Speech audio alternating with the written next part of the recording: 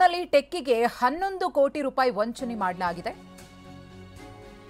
ಬೆಂಗಳೂರಿನಲ್ಲಿ ಟೆಕ್ಕಿಗೆ 11 ಕೋಟಿ ವಂಚನೆಯಾಗಿದೆ. Digital arrest ನೆಪದಲ್ಲಿ ಟೆಕ್ಕಿಗೆ ಈ ರೀತಿಯ ಚೀಟಿಂಗ್ ನಡೆದಿದೆ. ವಿಜಯ್ ಕುಮಾರ್ ವಂಚನೆಗೆ ಒಳಗಾದ ಟೆಕ್ಕಿ ಪೊಲೀಸರು ಅಂತ ಹೇಳಿಕೊಂಡು ವಿಜಯ್ ಅವರಿಗೆ ಕರೆ ಮಾಡಿದ್ದಾರೆ. ಮುಂಬೈ ಕ್ರೈಮ್ ಬ್ರಾಂಚ್ ಪೊಲೀಸರಿಂದ ವಿಜಯ್ಗೆ ಕಾಲ್ ಬಂದಿತ್ತು. 1 ತಿಂಗಳ ಕಾಲ ಡಿಜಿಟಲ್ ಅರೆಸ್ಟ್ ಮಾಡಿದ್ರು. ಸೈಬರ್ ವಂಚಕರಿಂದ ವಿಜಯ್ ಕುಮಾರ್ಗೆ ಈ ರೀತಿಯಾಗಿ ವಂಚನೆಯಾಗಿದೆ.